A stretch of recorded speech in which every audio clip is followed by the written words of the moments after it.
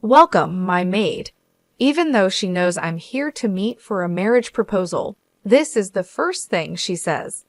I let out a confused sound, thinking I must have heard wrong. My future mother-in-law, Olivia, looks at me with a mean smile and says, "Oh, you're not the maid. You have such a poor-looking face." The fiancé I thought was on my side, Scott, betrayed me in the worst way. He glanced at my face and burst out laughing. "You're right. She does have a poor-looking face. I'd love to see her parents." "Really? I wonder if your parents would faint from shock at seeing a house as wealthy as ours," Olivia added. Olivia and Scott kept looking down on me, even making fun of my parents. I couldn't take it anymore and sent a message to my father while they weren't looking. He replied quickly, saying he would come right away. "I'm going to get some fresh air," I said, unable to bear Scott's insults any longer. "Don't run away." Scott's rude laughter echoed as I left to wait for my father's arrival. 15 minutes later, I introduced my father, Richard, to Scott and his mother. "Here's the slave's father," Scott said. His voice was calm, but his eyes were not smiling. "Wait, father, mother," Olivia said, her face going pale when she recognized my father. "I am Kelly, turning 31 this year, working in a small company. I've lived my life trying not to stand out. That's why I usually wear just foundation and prefer navy or black clothes. I don't wear contacts and instead have thick glasses because of my high prescription. The reason for being so low-key is that my father had a high-profile job, and it influenced me since childhood. My father is an actor. He was quite popular back in the day, often surrounded by women when walking through town. Though he usually played supporting roles, he still appears on TV quite often and is moderately well known. Middle school was tough because of my father.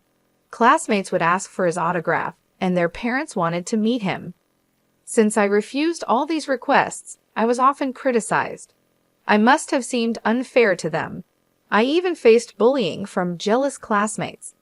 I didn't want to trouble my dear father, and I also hated the idea of being seen as showing off.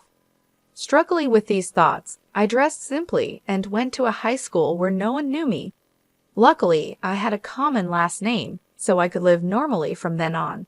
Because of my plain appearance, men didn't approach me, allowing me to enjoy a carefree student life. I loved talking about comics with my female friends, and those times felt like the happiest moments for me. I met my fiancé, Scott, after I started working. Scott worked for the company that leased the copy machines to the place where I worked. I didn't talk to him much at first. Scott would come to check on the copy machine, and we would exchange a few words during his visits. Our relationship changed a lot one day when the copy machine broke. I was busy preparing materials for a meeting the next day, and when the machine stopped working, I panicked. I wouldn't be able to get the materials ready without it, so I called Scott. Scott came quickly and checked the copy machine. "Can it be fixed?" I asked him, worried. He smiled and said, "Don't worry, I'll take care of it." I fell in love with Scott's smile right then. Unfortunately, the copy machine couldn't be fixed, but Scott arranged for a replacement. We managed to prepare the materials in time for the meeting. Having fallen for Scott, I made an effort to get closer to him. I asked for his contact information and called him often. Then I confessed my feelings to Scott, and we started dating. Scott was always very kind. He was always considerate, and I had never seen him angry. I thought he would continue to be kind even after knowing about my father. So, after dating for 2 months, I boldly proposed to Scott, and he happily accepted. I remember being very happy. However, there was one thing that worried me, my appearance. I had always worn thick glasses, even on dates, and I dressed plainly. It was a habit that was hard to break. The real me looked just like my father, with distinct features because of my appearance. In middle school, other girls envied me, and I've been judged by boys because of how I look. It was tough, but I thought it would be okay with Scott. I planned to change my appearance little by little for the man I loved. However, after getting engaged to Scott, I started feeling more uncomfortable. Before our engagement, Scott seemed kind, but recently he started making comments that made me feel bad. The other day, we went to a bridal fair to choose a wedding venue because Scott suggested it. The place he took me to was very fancy. It was a beautiful guest house perfect for a big wedding with over 200 guests. Seeing that, I felt confused. I don't have many friends from school, and I didn't want to stand out. I had hoped for a small ceremony at a smaller venue. I wanted to go home right away, but Scott seemed to be having a good time, so I didn't bring it up. I stayed and went along with it. After it was over, we stopped by a cafe, and Scott was in a great mood. The wedding venue we saw earlier was nice, wasn't it? I'd like something even more extravagant, he said while drinking coffee. I felt anxious and decided to tell Scott what I wanted. I was thinking a small wedding with just the two of us might be nice. I don't like standing out too much. I thought kind Scott would understand. However, the reality was very different. Scott looked at me and laughed in a mean way. A plain girl like you wouldn't fit in a place like that. There's probably no dress that suits your thick glasses. I was shocked by Scott's comment. Isn't a wedding about both families? I asked. My family is wealthy, and not having a big wedding would be embarrassing, he continued. I was speechless. The Scott who had always been kind was now looking down on me like he was a different person. I was deeply hurt by his attitude. To my confusion, Scott made an even worse comment. You should just keep quiet and do as I say, he added. Scott looked at me with a serious face and said, A plain woman like you should be grateful to get married at all. His harsh words shocked me, and I even felt scared. Then, suddenly, Scott smiled and said, I'll decide everything for you, so you just need to do what I say, okay? I didn't know how to respond, so I just smiled awkwardly. Maybe getting engaged to Scott was a mistake, but it was too late to pretend it never happened. I had already told our parents and my company about our engagement. Despite everything, I still loved Scott. I hoped he would go back to being the kind person he was before we got engaged. So, even though I was confused by Scott's changes, I felt I had no choice but to continue with the engagement. Scott kept making comments that troubled me, and with each one, my heart felt more hurt. But I couldn't bring myself to hate him. Even when I thought about breaking up, I remembered the kind Scott I used to know. I still loved him, so despite my confusion, I stayed in the relationship. Then, one day, something happened that confused me even more. It was the day Scott and I finalized our wedding venue. After visiting several places, Scott chose the luxurious guest house we first visited. With pride, he said, A lavish ceremony really suits me. It's unfortunate for you, though. Scott laughed, and it hurt me. We went to the guest house to sign the paperwork. On the way, I saw someone I didn't expect. Oh, is that you, Scott? It was a woman. Scott looked surprised and said, Mom, what are you doing here? He then introduced us. Kelly, this is my mom, Olivia. Mom, this is Kelly, my fiancée. I told you I was getting married, remember? Olivia greeted me with a smile and said, I'm Scott's mother. You seem like a serious woman. Where do you work? You must be working at a big company, right? This was my first time meeting Scott's mother. I nervously told her about my company and that I do clerical work. Olivia made a puzzled face and said, I've never heard of that company. Scott then joined our conversation and said, Kelly's company is one of my clients. It's a small company with about 20 employees, so it's natural you haven't heard of it. After hearing Scott's explanation, Olivia's face turned grim. I thought since you were Scott's fiancé, you'd be working at a more reputable company. Doesn't that mean your salary is low? Are you planning to make Scott suffer? Olivia's words caught me off guard. I felt embarrassed and quickly said, I'm sorry, my salary isn't very high at my current job. I had no choice but to apologize to Olivia. Olivia sighed heavily and said, Can you at least not rely entirely on Scott? Our family is from a distinguished background. We don't need a woman with a questionable background. I didn't know how to respond to her harsh words. Olivia continued, What about your parents? They work at reputable companies, right? She glared at me with narrow eyes. My father is," I started to answer, but then I noticed something familiar in her bag and stopped talking. Seeing my confusion, Scott spoke up. "Come on, Mom, calm down. We're going to visit the house and make our marriage introductions soon, all right?" Olivia didn't look happy and glared at me with a sour expression. It was clear that my first impression on her was terrible. The path to marriage seemed difficult, and I sighed quietly. Then came the day of the marriage introduction. "Wow," I muttered as I stood in front of Scott's family home. It was far beyond anything I had imagined. Olivia had mentioned that their family was distinguished, so I expected them to be wealthy, but the reality was astonishing. The gate was automatic, there was an elevator inside, and there were even 10 luxury cars parked outside. They must be my future father-in-law's hobbies, I thought. Scott then said to me, "Dad is out for work today. It's just Mom, so make yourself comfortable," with a smile, but I felt even more nervous. Olivia had been so harsh to me last time, and I feared she would make more sarcastic remarks. Scott and I entered the living room where Olivia was waiting. "Hello, thank you for the other day," I greeted her politely. The next moment, Olivia said something unbelievable. "Welcome, my maid." Even though she knew I was here for a marriage introduction, this was the first thing she said. "What?" I let out a confused sound, thinking I must have heard wrong. Olivia looked at me with a mean smile and said, "Oh, you aren't the maid?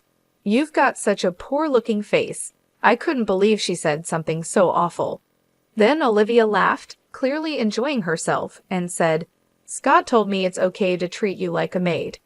It seemed like Scott just wanted to marry someone who would do whatever he said. "Too bad for you, Scott," Olivia said with a smirk. "What do you mean?" I asked Scott, feeling pale and hoping it was a bad joke. I wanted to believe it wasn't true, but the fiancé I thought was on my side betrayed me in the worst way.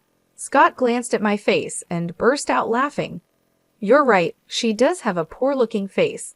I'd love to see her parents. Maybe we could use them as our servants too," he said, laughing crudely. "Indeed," Olivia added, "having someone obedient for free is quite nice. But if they come to a rich house like ours, I wonder if Kelly's parents would faint from shock." Olivia and Scott kept looking down on me, and Olivia asked with a laugh, "By the way, what does your father do? He's not homeless, is he?" Scott burst into laughter and replied, "Mom, that's not a job.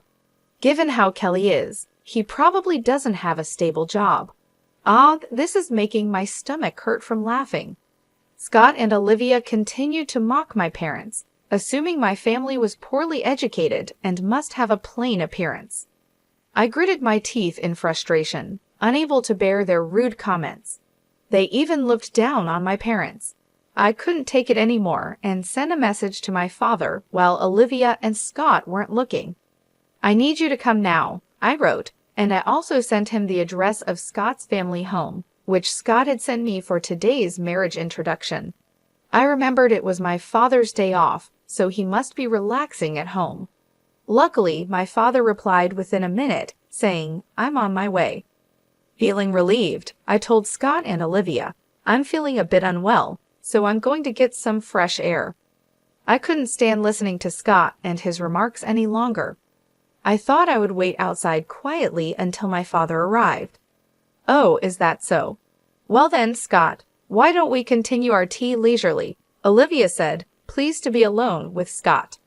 "Kelly, don't you run away," Scott added, his crude laughter echoing as I left. I left my seat and waited outside for my father to arrive. 10 minutes later, he showed up wearing dark sunglasses. "Kelly, what's wrong? Today was supposed to be your marriage introduction, right?" he asked, looking puzzled. Seeing my father, I felt relieved and started to cry, even though I tried hard to hold back the tears. "What's wrong, Kelly?" my father asked, now worried. I explained everything to him, how Scott's attitude changed after we got engaged, and how Olivia joined in looking down on me. "I can't forgive them for treating you like that," he said. My father listened quietly but was clearly angry. I told him more about what Olivia had said, and my father laughed. He took off his sunglasses and handed them to me. "We're going in now. I'll make sure they regret hurting you," he said firmly. With my father's support, I made up my mind. My love for Scott had faded, replaced by anger. "We'll make Scott and his mom regret it," I thought as I put on my father's sunglasses. Together, we entered Scott's family home. I stood in front of Scott and Olivia with my father by my side. "Sorry to keep you waiting," I said, standing tall. Olivia, who had initially laughed at me, became stunned when she saw the man beside me. I realized people freeze when they are too surprised. Olivia must have thought she could say something terrible again when I returned, but I wasn't going to let her get away with it this time. I planned to make her pay for her behavior. Olivia already recognized who my father was. "My father is the maid's father," I said. His voice was calm, but his eyes were stern. His handsome face made him look even more imposing. Olivia, who recognized my father, was shocked. "How could this be? Why is Richard here? Is this some kind of joke?" she asked, her cheeks turning red and her eyes sparkling like a young girl's. Scott stood there, clueless and stunned. My father didn't answer Olivia's questions, but kept staring at her and Scott. Olivia blushed under his gaze, which was quite embarrassing for a woman of her age. I looked at Olivia with a cold stare. Scott, now regaining his composure, asked in confusion, "Richard? Mom, is he a friend of yours?" Scott probably didn't know about my father. He's quite well known among Olivia's generation, but younger people might not recognize him unless they watch TV dramas. Olivia glared at Scott. "Scott, how rude of you. This man is a famous actor and my first love."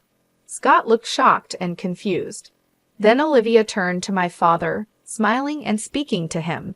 "I'm a big fan of yours, Richard. See, look at this," she said, pulling out her purse to show my father a keychain that only fan club members can buy. "I've been a fan for over 22 years, she added, expressing her admiration. "Mom," Scott seemed appalled by Olivia's sudden change in behavior. Olivia continued talking to my father, clearly thrilled to see her favorite actor. However, my father's gaze on Olivia was stern. After remaining silent, my father finally spoke up. "I understand that you're a fan of mine. However, did you try to treat my precious daughter Kelly as a maid?"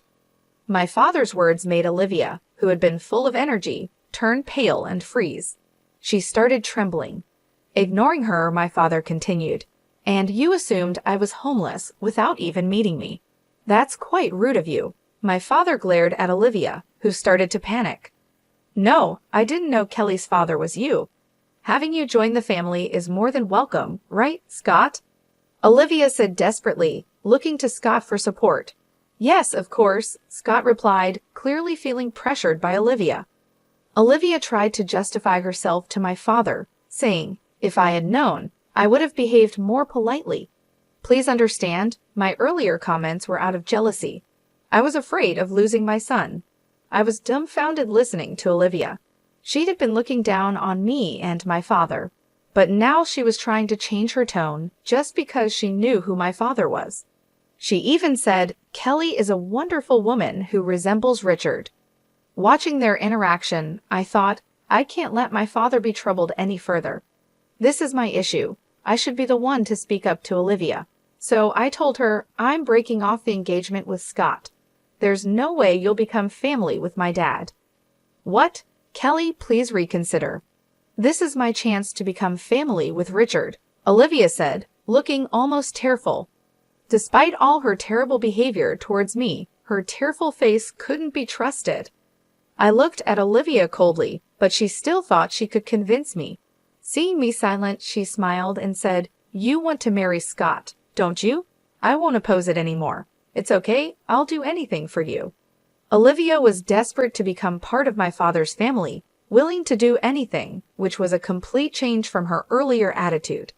I felt contempt for Olivia's quick change of heart. Softly, I said, "No, thank you." "What? What did you say?" Olivia tilted her head, pretending not to hear me. This time, I shouted louder, "I absolutely do not want to become family with you." Olivia was shocked by my outburst. I confronted her. You made rude remarks about my job and spoke terribly about my father. I can never forgive that. I made my stance clear. Olivia, realizing she couldn't convince me, turned to my father and said with a smile, Kelly says this, but Richard, you want your daughter to be happy, right?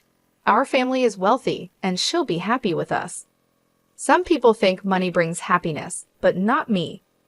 My father, understanding my feelings, responded to Olivia, Kelly values love over money. Besides, our family has money. I, being an actor, earn a decent amount. Olivia was at a loss for words. It wasn't surprising my father is a well-known actor who appears often in dramas and doesn't struggle with money. Given our family's wealth, there's no reason for me to marry just for money. Olivia fell silent, unable to come up with a good argument. Then my father continued, You say you're a fan of mine, but I despise anyone who mistreats my precious daughter. Could you please not call yourself a fan anymore? Saying this, my father glared at Olivia. She burst into tears and said, If Richard hates me, I won't be able to live. Olivia sobbed uncontrollably. Scott, who had been silent until now, began to speak. You've been quite bold, Kelly. You'll regret it if you break off our engagement. No one will want someone like you, he laughed. Wait a minute, Scott. Olivia tried to stop him, worried about my father's reaction, but Scott continued, I chose a plain woman like you, thinking you'd be obedient. I planned to cheat on you with prettier girls once we were married. Now my plan's ruined. Hearing Scott talk about such things made me realize I had made the right decision. I calmly realized that Scott never loved me. He just wanted a woman who would obey him. My love for Scott had faded a long time ago. While I was thinking this, Scott kept making selfish statements. My father gritted his teeth, looking like he might grab Scott at any moment. It seemed like my turn to fight back. Dad, wait, I said, stomping my father. I let out a smile while still wearing my sunglasses. What's up? Scott seemed a bit surprised by my calm smile. Is this still plain? I asked, taking off the sunglasses with a flourish. Scott froze, staring at my face. I had applied makeup after meeting my father and crying. Normally, I only wore foundation, but now I had on eyeshadow, mascara, and eyeliner. Just a bit of eye makeup had significantly changed my appearance. Is that really you, Kelly? Scott's face turned a bit red. He seemed mesmerized by my makeup-enhanced face. Yes, it's me. I've always downplayed my looks to avoid standing out, but I've decided to stop hiding myself, I said. Until now, I had tried to avoid attention because of my father's fame, but being insulted by Scott and Olivia made me realize it was okay to stand out a bit and show my true self. Scott, with a flushed face, said, If you had been like this from the start, I would have been nice to you. We can still start over. Come on, let's get engaged again, and introduce me to some beautiful actresses through your father. Who would continue with the engagement now, especially with the nerve to ask for actress introductions? I made my stance clear to Scott. The engagement is over. I don't need someone like you anymore. I'll cancel the wedding venue too. What? Scott was stunned, but I wasn't going to let him off easily. Of course, you'll be bearing the cancellation fee for the wedding venue. That's only fair, I continued. Olivia exclaimed in confusion. Wait a minute, it's too much to bear the entire cost. Scott, looking perplexed, couldn't come up with a response. Then my father spoke up. Why not have Scott's father cover it? With all those luxury cars, it shouldn't be a problem, right? My father said this with a refreshing smile. I played my trump card. If you're not happy with this, we can take it to court. Remember, my father is a famous actor, and news about this could stir up his extreme fans who might retaliate. My father has many enthusiastic fans. A critic who once spoke poorly of my father faced severe harassment prank calls and letters with knives. It was so bad that it even made the news. Olivia, remembering that incident, turned pale. She quickly urged Scott, you must cover all the cancellation fees. We don't know what might happen. Seeing Olivia's fear, Scott finally understood the seriousness of the situation. What? Are you kidding? Scott fell to his knees, looking defeated. I don't need you in my life. Dad, let's go home, I said, ignoring the dejected Scott and Olivia. I left with my father. The engagement with Scott was now completely over, and Scott had to pay the full cancellation fee for the wedding venue. It turns out Scott's father is the head of a company, and my father had once appeared in a commercial for that company. Because of this connection, my father informed Scott's father about what happened. Unaware of the situation, Scott's father was furious. He confronted Scott and Olivia harshly, demanding that Scott cover the full cost of the wedding cancellation. As a result, Scott was left with a huge financial burden. The consequences also affected Olivia. She faced divorce initiated by Scott's father. Their treatment of us was one issue, but it wasn't the only reason. Apparently, Olivia had a habit of wasting money, spending a lot on fan activities for my father. The money came from Scott's father, who had already lost patience with her. Moreover, my father revealed that Olivia had sent him inappropriate love letters, writing things like, "I want to divorce and marry you, Richard. My current husband is just a source of money." This enraged Scott's father. Despite Olivia's resistance, the divorce went through with the help of lawyers. I heard rumors that Olivia, saying this wasn't supposed to happen, was now living in tears. She had also been expelled from my father's fan club because of her troublesome behavior. It was probably inevitable. I can't imagine Olivia finding happiness after losing everything. She got what she deserved. Astonishingly, 8 months later, Scott was arrested. He couldn't forget me after I took off my sunglasses that day. Scott started showing up frequently in front of my house. Even after I quit my job, he called me often, begging me to reconsider our engagement, crying on the phone, saying, "I need you, no one else will do." He was only fixated on my looks. Scott cried and clung to his phone, but he was probably only interested in my appearance. The difference between my look before and after makeup was significant. I don't need a man who only cares about looks. I politely refused and then blocked his calls. However, Scott's actions became more intense. I went to the police several times, and sometimes I was even threatened with danger. After a lot of thought, I finally filed a report with the police, and my father agreed with my decision. Eventually, Scott was arrested for trying to break into our house. After his arrest, it seems Scott was fired from his job. Now, all that's left for Scott is a large amount of debt. He probably won't be able to live a decent life anymore. It's the consequence of looking down on people so much. Since then, I've been working as my father's manager. The job is much more challenging than my previous clerical work. I manage my father's schedule, accompany him on site visits, greet people, and negotiate salaries. Before, I only commuted between the company and home, talked to a few people in the office, and mostly worked on the computer. Now, meeting people and talking has become a big part of my job.